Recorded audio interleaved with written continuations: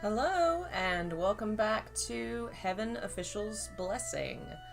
We are on Chapter 22 this week.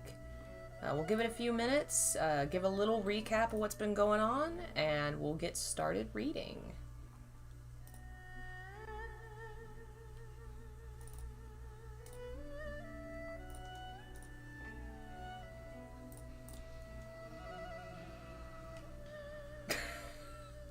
I don't know if y'all can hear that, but my niece is downstairs watching Jurassic Park, so there may be dinosaurs roaring in the background of today's recording, but that's alright. She is now obsessed with this series, and I'm delighted. Oh my lord.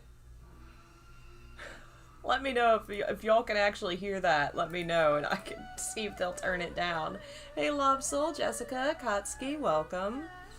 Also this week, the images is just going to be a general slideshow, because I don't have anything really for this section of story.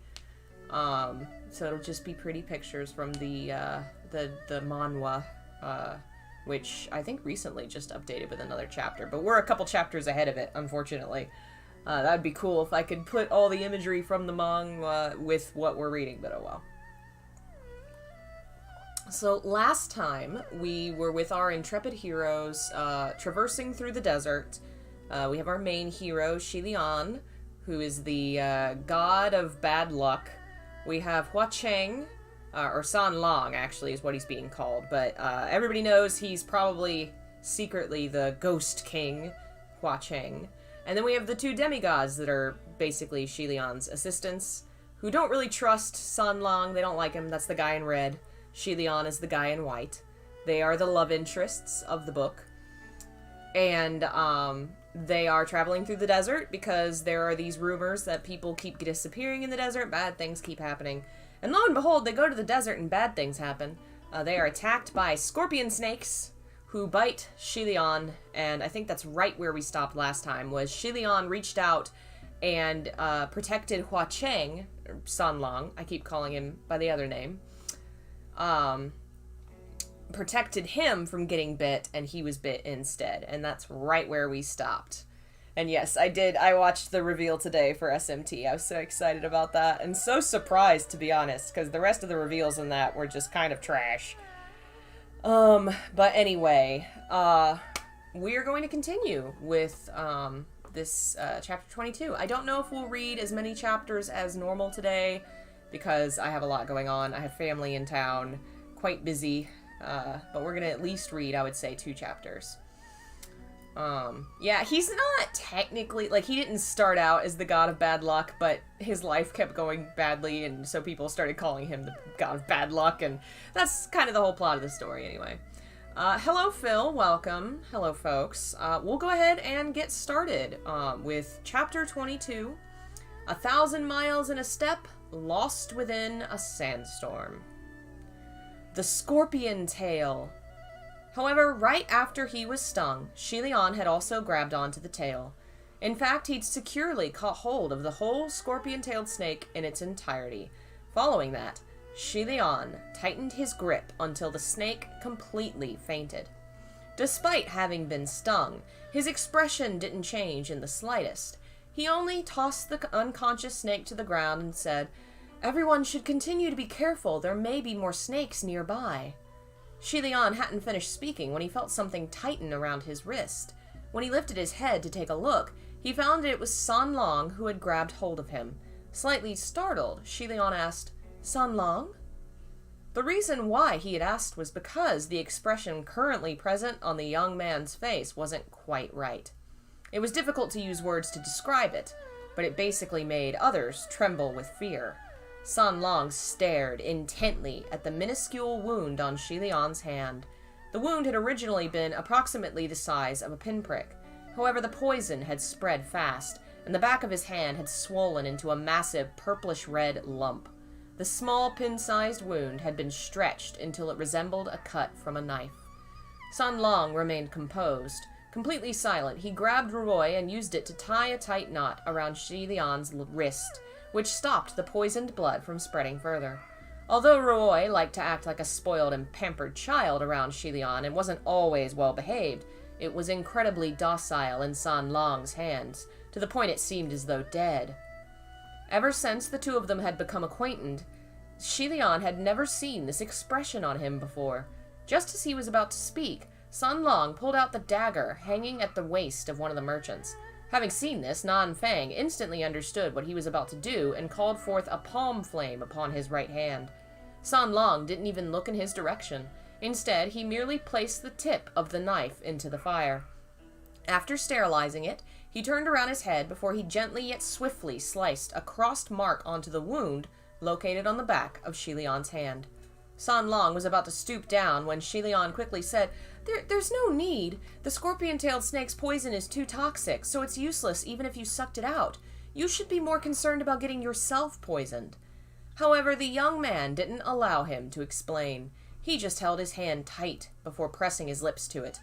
Unsure of the reason why, Xie Lian felt his arm, the one San Long was holding, tremble slightly.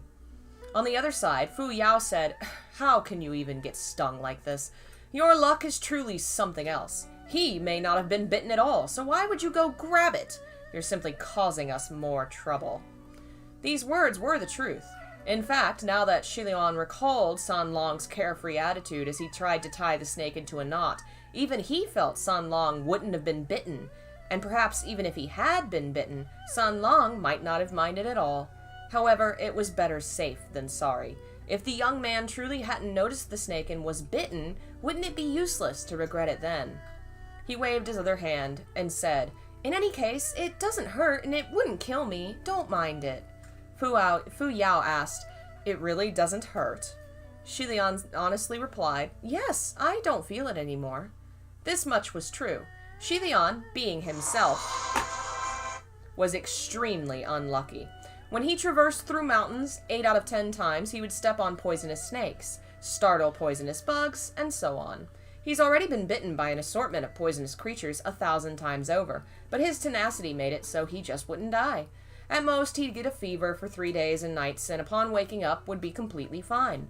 In addition, Xie Lian was really insensitive towards pain. No matter what kind of pain it was, he would just let it hurt and hurt until he became used to it. My poor boy. By the time he finished talking, San Long finally lifted his head. The swelling on the back of Xie Lian's hand had gone down. From the corner of San Long's lips, a thread of blood trickled down, gaze extremely cold. He moved his eyes toward the scorpion-tailed snake that laid on the ground. Suddenly a bang sound rushed out mournfully. The purplish-red snake had exploded into a pool of purplish-red minced meat. When everyone saw how the snake had exploded, they were all taken aback. However, no one knew who did it. Although none of the blood had spattered onto them, they were still terrified. You know that feeling when your boyfriend gets bitten by a snake and you couldn't stop it, so you get mad and you explode it with your eyes? This whole scene is just so adorable, how Xie Lian totally does not notice at all that this man cares about him so much and is so mad that he endangered himself to protect him. Just... Tian Sheng still remembered that Xie Lian had also been stung. He said, Guga, were you also stung? What are you going to do? Xie Lian tightened the bandage around his wrist. With a smile, he said, You're a good kid. I'm fine. We'll follow the original plan. We'll enter the city to look for the kindred moon herb. A merchant hastily said, If you guys are going, what about us? Should we also send someone? Xie Lian replied, There's no need for you guys to go. The ancient land of Banyu Kingdom is likely very dangerous. An additional person is merely another accident waiting to happen. After we find the herb, we'll bring it back and give it to you before the 24 hours are up. Several merchants exclaimed in succession, Really? We would be too grateful. How could we have the nerve? However, the moment Xie Lian spoke his next line, the expressions of the merchants immediately changed. He said, In order to find the ancient kingdom of Banyu as quickly as possible, I would have to inconvenience you all to temporarily lend us this brother so he may show us the way. The one he wanted to borrow was naturally Azao. This is the guy that they hired to lead them through the desert. If one said the expressions present on the merchant's face earlier were gratitude and joy, the majority now bore a look of hesitation. Xie Lian also understood why. The merchants were worried once they took their guide and found the herb, they'd run off on their own. Even if Azao had a conscience and decided not to run off, with them being willing to come back, a lot of time would be delayed. But the merchants were indeed unwilling to go with the "with every passing half the party goes missing" damnable place. This made them torn between the two choices. This was human nature and was understandable. Xie Lian immediately added, "I'm afraid there may be other things that come attack you all, so Fu Yao, you should stay behind and look after them." Since they were leaving someone here, most of the merchants finally nodded and said, "All right, as long as Azao is willing to go with you." Therefore, Xie Lian turned towards Azao and said, "Young friend, are you willing to help us? It's all right if you aren't." Azao nodded and replied, "I can, although the ancient kingdom of Banyu is actually rather easy to find. If you follow and walk down this direction, you'll be able to find it." After they said goodbye to the merchants, Azao walked at the very front to lead the group. Xie Lian, San Long, and with Nan Feng followed closely behind. Having walked for some time, Xie Lian opened his mouth to ask, "Azao, do scorpion-tailed snakes frequently appear in this area?" Azao replied, "Scorpion-tailed snakes don't appear often. This is my first time seeing them." Xie Lian nodded and didn't inquire further. In reality, he'd lived near Banyu Kingdom for a period of time in the past, but this was also his first time encountering a scorpion-tailed snake. Therefore, there was nothing wrong with Azao's answer. Nan Feng had sensed something to some extent. He quietly asked him, "You suspect Azao?" Xie Lian lowered his voice and said, "In any case, we already brought him out, so keep an eye on him." If it was in the past, the first one to speak to him would inevitably be San Long. But at the moment, although Xie Lian was unsure if it was because of what had happened earlier, the young man's expression was still unpleasant. San Long wouldn't utter a single word. Xie Lian didn't know what was wrong. Since he was unable to talk to him, he could only continue to walk.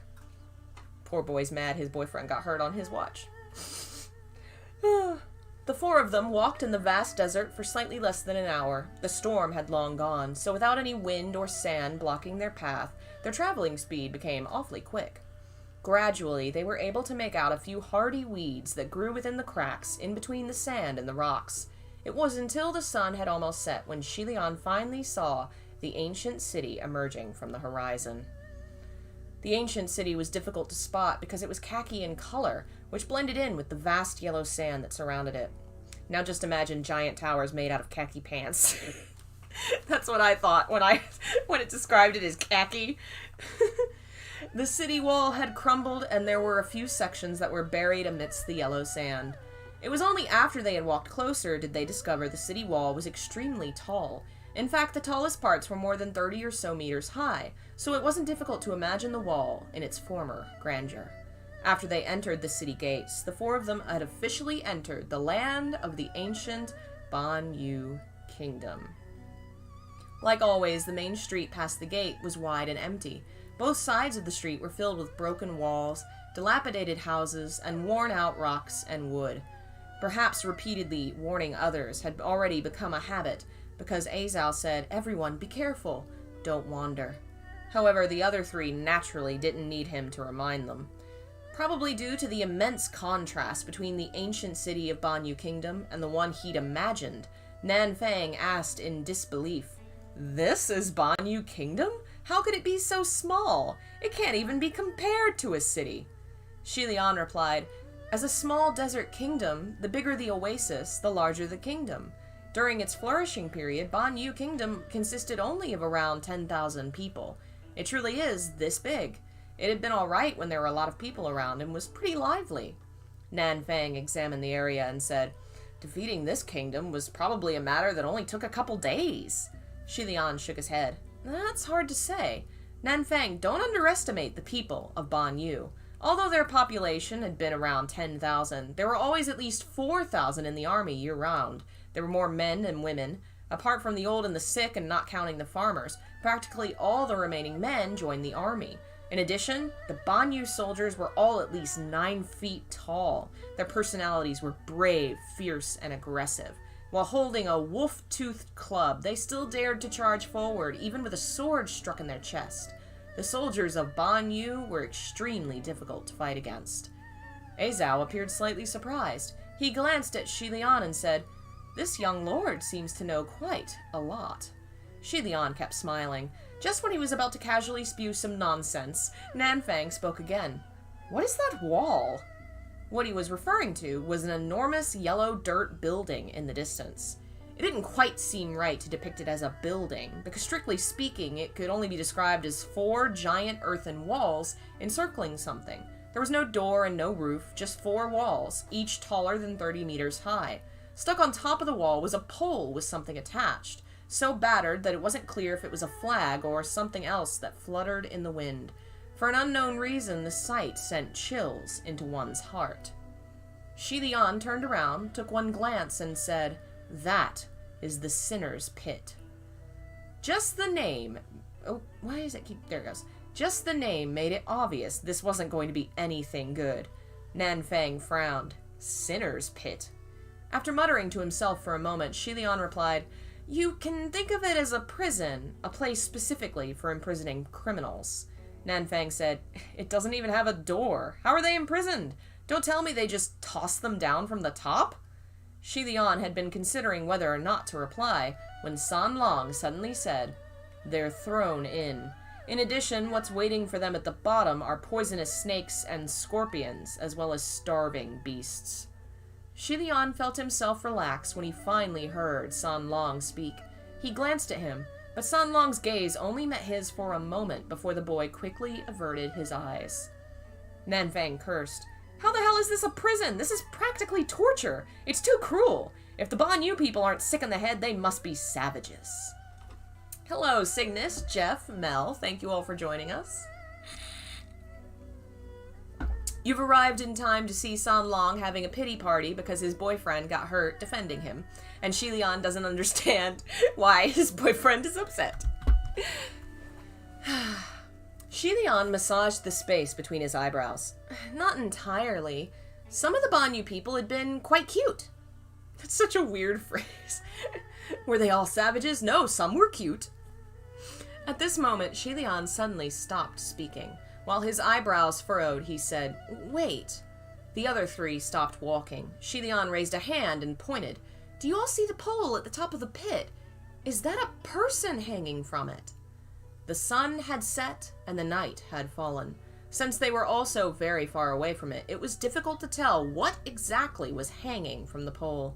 However, if they'd walked a bit closer and saw the silhouette of the dangling object, it was obvious it was a scrawny person dressed in black, clothes ragged and tattered. They were hung above the Sinner's Pit, appearing rather like a worn-out doll as they were blown back and forth by the wind. San Long said, "It is." As soon as Azao saw it was a person hanging up there, his face became slightly pale. The scene appeared extremely mournful and strange. Even someone as calm as Azao couldn't handle it. At that moment, San Long inclined his head a bit and quietly said, "Someone's here." He wasn't the only one to have noticed. Xie Lian had also heard the sound of very faint footsteps. Both sides of the street had dilapidated houses, so the 4 of them immediately dispersed to hide within them. Xie Lian and San Long ducked into the same house, while Nanfang and Azao hid in the house across from them. After a short while, a female official dressed in white appeared at the end of the beaten road. The woman wore light, flowy robes that were as white as snow, with a hosu rested in the crook of her arm. I think a hosu is like the staff with the horsewhip at the top. As she walked down the street, she glanced left to right with her very bright eyes. Her expression made it seem as if this place was not a long-abandoned ancient city, but a little garden she could visit whenever she liked. Not too far away from her was a young woman dressed in black. With her hands clasped behind her back, she slowly followed the woman in white. The young woman wearing black had facial features that appeared rather cold. Her gaze was not unlike that of an unsheathed dagger, while her long hair was draped over her back. In fact, the woman herself seemed to emit a chilly aura, and although she had been walking behind the woman wearing white, no one would mistake her as an underling. These 2 were precisely the people Xie Lian and his party had seen outside the little rundown building at noon. At that time, these 2 had flitted past them. The figure of the one wearing black had been very tall, hence Xie Lian had been unable to discern whether they were male or female. Only now did he realize that both were females. The one wearing white could only be the Banyu Grand Tutor, but the one wearing black, who could she be?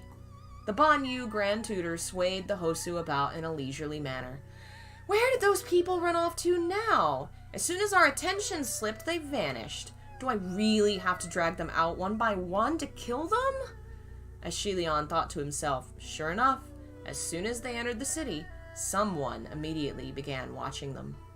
The woman in black walked forward. With an expressionless face, she walked past the woman dressed in white and said, "You can call out your friends to help you kill them." By friends, she could only be referring to the extremely deadly Banyu soldiers. The Banyu Grand Tutor laughed and said, "I don't like asking other people. I only like to ask you. Doesn't that make you happy?" However, the woman in black didn't leave her with any face. She icily said, "Being asked by you to come here and do these kinds of things isn't anything to be happy about. Hurry up, let's go." The Banyu Grand Tutor raised an eyebrow, although she did indeed begin walking quicker. The conversation between the two women made it seem as if their relationship was that of good old friends. The two definitely couldn't be ordinary people, and the one dressed in black definitely couldn't be someone with an obscure reputation.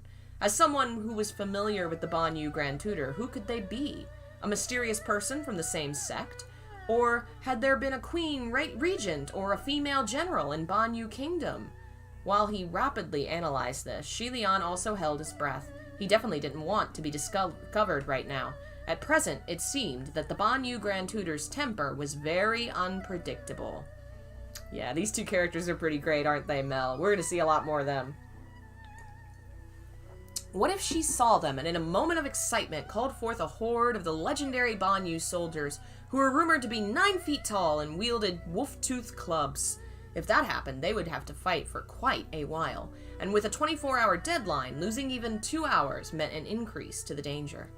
But who would have thought, with Xie Lian's luck, the more he didn't want something to happen, the more likely it was to happen.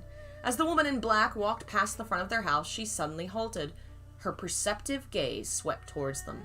The Banyu Grand Tutor had already walked ahead a few steps. However, upon seeing her companion stop, she began leaning back. "Hey, are we going or not?" The woman in black said, "You, move back." The Banyu Grand Tutor said, "Oh," before retreating.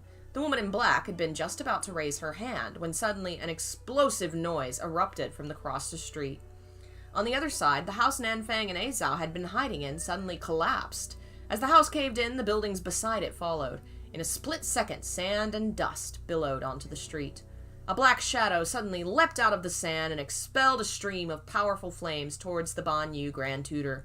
And yet the woman in black had already turned around and stood protectively in front of the Grand Tutor. Her left hand remained behind her back, while her right easily contained the stream of flames in her palm. Then she immediately shot the flames back. The shadow was also incomparably quick and nimble like a rabbit. After it dodged the attack by a hair, it left behind a cloud of dust as it escaped into the distance. The Banyu Grand Tutor gave chase, but the one in black glanced towards Xie Lian and San Lang once before she followed her. The entire event happened in a single instant. Xie Lian inwardly said, "Good job, Nanfang!" He knew Nanfang, who'd been hidden across the street, must have seen they were about to be discovered. Thus, he created a diversion and helped lead the enemies away. And since Nanfang had been the only one who jumped out, Azao must still be in the house. After he confirmed the 3 of them were far enough away, Xie Lian pulled San Lang out and said, "Azao, you're still alive, right? Are you hurt?" Instantly, a muffled sound came from beneath the collapsed house. "I'm fine." Reassured, Xie Lian replied, "As long as you're all right." Although he trusted Nanfang had used utmost precision and control when he collapsed the house and left enough space for a living person, Xie Lian still needed to confirm this to assuage his worries. With a single hand, Xie Lian lifted a rotted roof beam. After a while, Azao crawled out from under the house with some difficulty. His entire head and face were covered in dust, but after he patted himself off, he recovered his usual tranquil expression. Xie Lian said, "Now there's only 3 of us left. Nanfang is being chased, so we need to act even faster. Azao, do you know where the kindred moon herb is?" Azao only shook his head and said, "My apologies. I only know the location of the ancient city. I haven't actually come here before, so I'm unsure as to where the herb grows."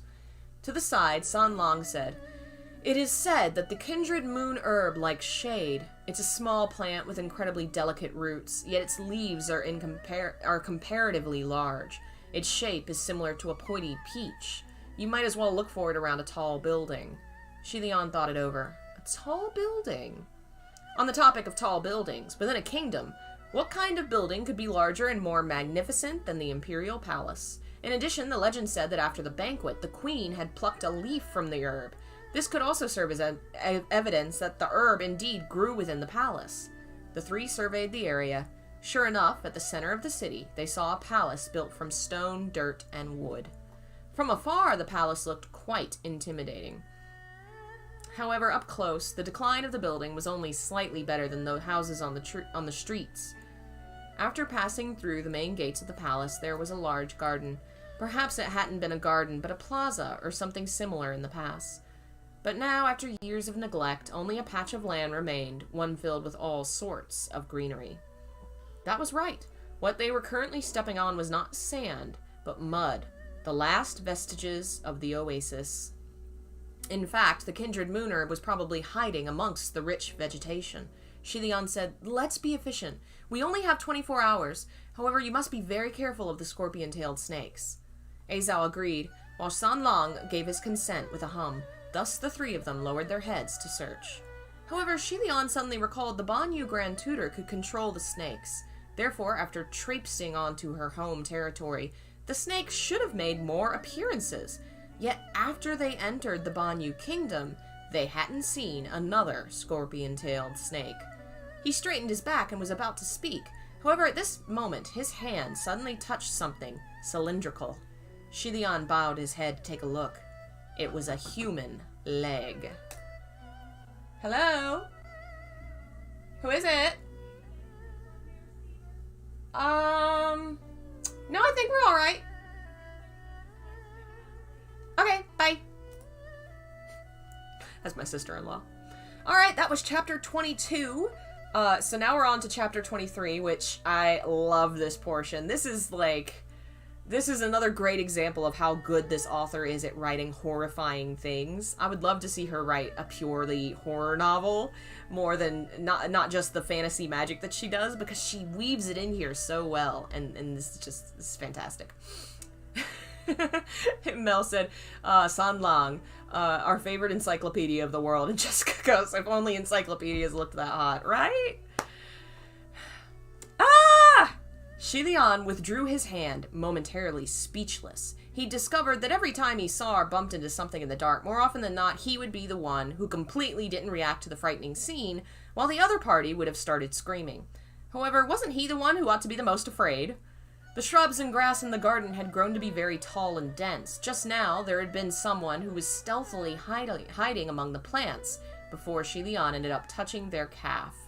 The leg retracted at lightning speed. Rustling noises came from the bush before someone yelled, "Don't attack! Don't attack! It's me, big brother!" Xie Lian startled. Indeed, he had truly not expected that the one screaming "Don't attack" would actually be the thick-browed, big-eyed youth, Tian Shang. When Tian Shang saw Xie Lian had recognized him, he let out a sigh of relief. However, Xie Lian didn't heave a sigh of relief, and instead became even more vigilant after he realized who the teenager was. After raising an arm, he held it in front of himself protectively before saying, "Didn't you stay behind with the others at the previous place to watch over the injured? Why are you here? Are you truly Tian Shang?" For him to appear under these circumstances, it was more likely this was something else, a fake passing themselves off as Tian Shang. However, Tian Shang hurriedly said, "It's me, it's really me, and I'm not the only one here. 3 uncles also came with me. They're right inside. If you don't believe me, just take a look." He pointed toward the inside of the palace. Indeed, not much time had passed before 3 people came out of the dilapidated palace. These guys were precisely some of the people from the group of merchants. When they saw Xie Lian, the 3 looked collectively startled before appearing embarrassed. Xie Lian sighed, and only then did he stand up. As he dusted off the hem of his white clothing, he asked, "What's going on, you guys?" When he asked this, all of the embarrassed merchants stayed silent. After a while, Tian Shang mumbled, "Not long after you brothers left, Uncle Zheng's poison flared up again. It was really serious, and we didn't know when you'd return. We were worried you might not be able to find it, or you would come back too late. Azalga had said before that we would be able to find the Banyu Kingdom if we followed the road. We thought it would be possible to find it faster if there were more people helping, so we came over. No matter how they explained, the main idea was they regretted it. Maybe they were afraid that after Xie Lian and his companions found the herb, they would take Azao and slip away. Or perhaps they just didn't feel reassured and ended up chasing after them. Xie Lian was also completely capable of imagining how Fu Yao would become too lazy to stop them if he'd been unable to convince them to stay. It simply wasn't possible to stop obstinate people who refused to listen to advice and rushed towards their own deaths. Oh, that's too real. Xie Lian helplessly said, "You guys are truly too courageous. It's not like you don't know what could be in this city, or what could happen here, but you still dared to come." It could be assumed that even Tiansheng knew their actions clearly meant they didn't trust Xie Lian, so he felt a bit guilty. Earlier, the reason he hadn't dared to make a noise while lying in the shrub was because he felt embarrassed. Tiansheng said, "Sorry, the worth of someone's life is beyond value. Once we panicked, One couldn't do anything about it. When it came to matters of life and death, growing another heart was human nature. In addition, being willing to risk their lives in order to retrieve the herb for someone else was considered good camaraderie. It wasn't good for Xie Lian to say anything more about this. Thus, he rubbed his forehead and said, "You guys are truly fortunate not to encounter anything on your way into the ancient city. That being said, how did you know you needed to look for the herb near the palace?" Tiansheng scratched his head and said, "We didn't know where to look. However, in the red clothing Guga story, didn't the Empress pick the herb? Empresses aren't capable of casually leaving the palace, so I thought we should try our luck here." Xie Lian thought the kid's brain worked pretty well, since he actually got it right. At that moment, San Long, who'd been standing by his side, suddenly spoke up. "Found it."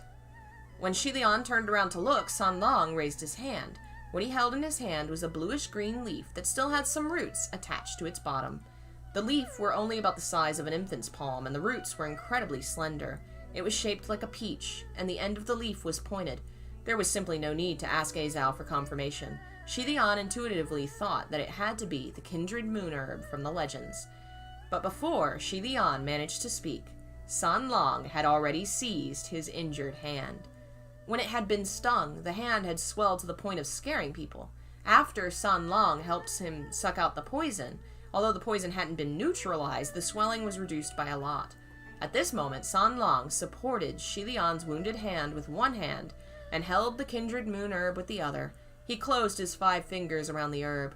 While he appeared to not have exerted any strength, when he opened his fist, the leaf had broken down into a pile of green powder.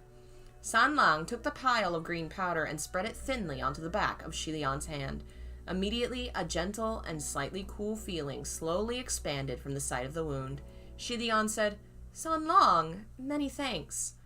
However, San Long did not reply. After he finished applying the medicinal herb, he let go of Xie Lian's hand.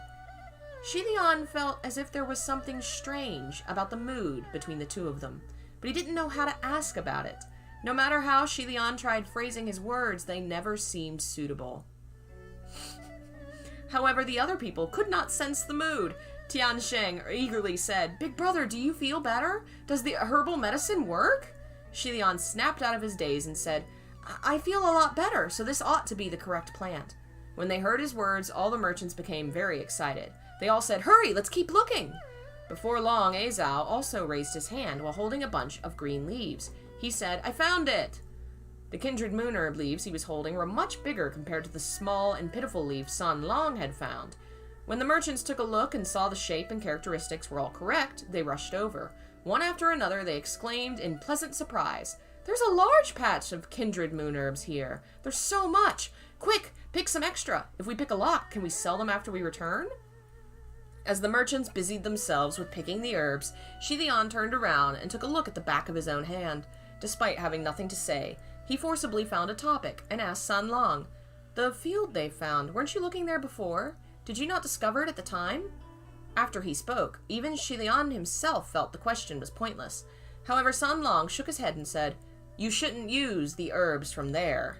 Finding it odd, Xie Lian asked, "Why?"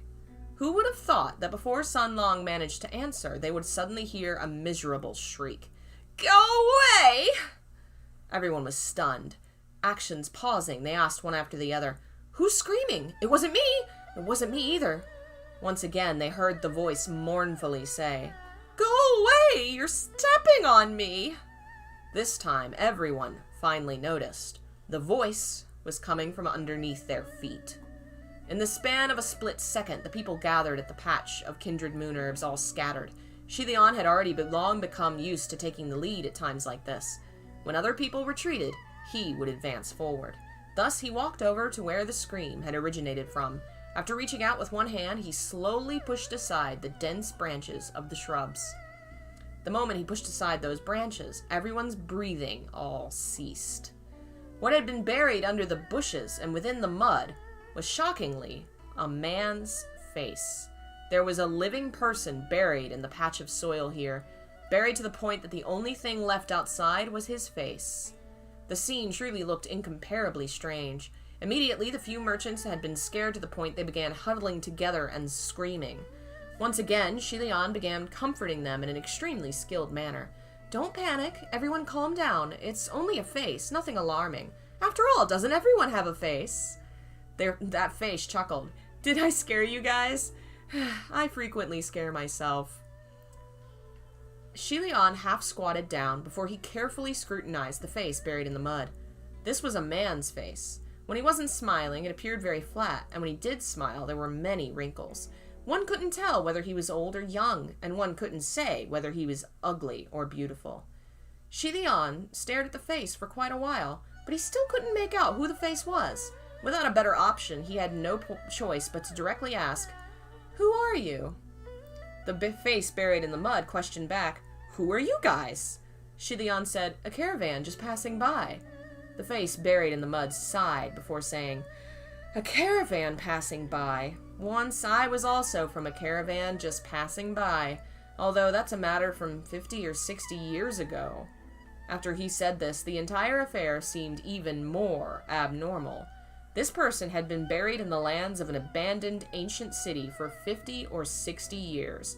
Could he still be considered human? Trembling with fear and trepidation, a merchant asked, Then why would Mr. be here, huh?" The face buried in the mud coughed a few times before he wrinkled his face and said, I was captured and brought here by a Banyu soldier.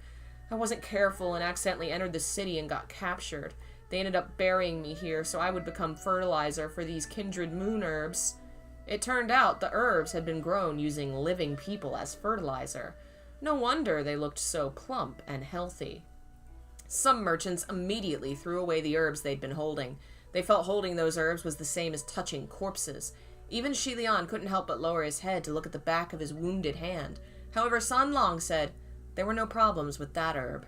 No wonder San Long hadn't picked any of the plump and healthy kindred moon herbs, even when he'd clearly searched around this piece of land.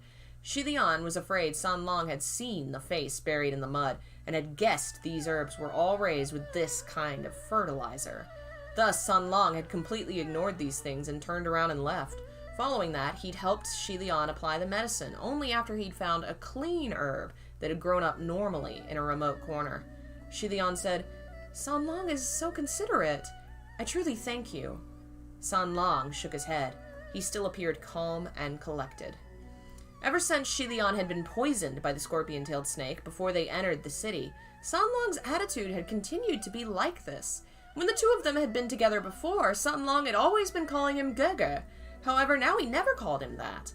Other than the time San Long had helped Xie Lian suck out the poison and apply the medicinal powder, it seemed as if San Long was avoiding contact with Xie Lian as much as possible. It truly made Xie Lian feel extremely baffled. Since he couldn't make sense of San Long's attitude, he felt a bit uneasy. At this moment, the face in the mud began speaking again. "It's already been many years since I've seen living people. You guys, come closer, and let me get a better look, okay?" Everyone stared at each other in dismay. They unanimously thought it would be better if they didn't do what he asked. After a while, when the face buried in the mud saw no one reply, he muttered, "No one's willing? What a pity." Xie Lian turned his head and asked, "Why is it a pity?" The face buried in the mud said, "Ever since you guys came in, there's a matter I care a great deal about. I want to use my own eyes to confirm this matter before telling you guys. That's why I told you to stand close and let me take a look, because I want to carefully get a good look at every one of you. Xie Lian asked, "What matter?" The face buried in the mud smiled strangely. "You guys, don't be afraid if I say it. I saw someone among you 50 years ago." The moment he said this, the hair on everyone's backs began standing on end. If it was someone the face buried in mud had seen 50 years ago, nowadays they'd have to be 60 or 70 years old. However, among the few people here, even the oldest didn't look over 40. How could this be possible? Unless the person wasn't human. Xie Lian's gaze began sweeping over everyone's faces. Starting from Azao and ending with Tiansheng, he saw slightly startled faces, frightened faces, bewildered and stupefied ones. Everyone's reactions conformed to reason. If he had to point out someone who hadn't reacted according to common sense, it could only be San Lang, who hadn't responded at all. However, when it came to him, no reaction was probably normal for him. Xie Lian turned his head and asked, "Who are you talking about?" The muscles on the face, buried in mud, twitched a few times before he revealed an incomparably eerie smile. He appeared as if he was doing his utmost to make himself look even a little bit more reliable, but it still couldn't conceal the sinister smile seeping out from the bottom of his heart. He said in a mysterious manner, You, come a bit closer, and I'll tell you." When the face first made its claim, Xie Lian had deemed him 80% trustworthy. However, after this line, he deemed him only 50% trustworthy. How was one to know if this monster wasn't just trying to coax someone close before suddenly revolting? Xie Lian naturally wouldn't listen to the face. After getting up, he withdrew. The face, buried in mud, hastily said, "You guys truly don't want to know who that person is? He'll end up killing all of you, just like how he killed all of us." Dun dun dun. That is chapter 23, I believe. We will stop there for today since I have some things I have to handle. Thank you all for joining me. We will be back next week for chapter 24 and the reveal of the secret of the face and the murderer hidden in their group. Welcome, King's Son. What is this channel? It's a channel for video games and books and stuff. You know, hang out and check it out and see if you like it. Thank you to all our members who were here today. Phil, Pablo, Jeff, some other folks, I believe. Thanks for joining us. I should be playing Clock Tower 3, probably 5-ish, I think. We'll see. Tomorrow will be, let's see here. I'm not entirely sure yet what we'll be watching, because my niece is in town. I may try and see if we can involve her with our watch party, but if that doesn't happen, we'll do our normal, playing Jackbox games and watching The Untamed, and then schedule will be normal from there. Wednesday, my family's leaving town, so things will go back to normal. Books are on sale, 50% off paperbacks and ebooks. Links are in the description to purchase those. And I think that's all the news for right now. So thanks again for watching, and I will see you guys next time. Bye.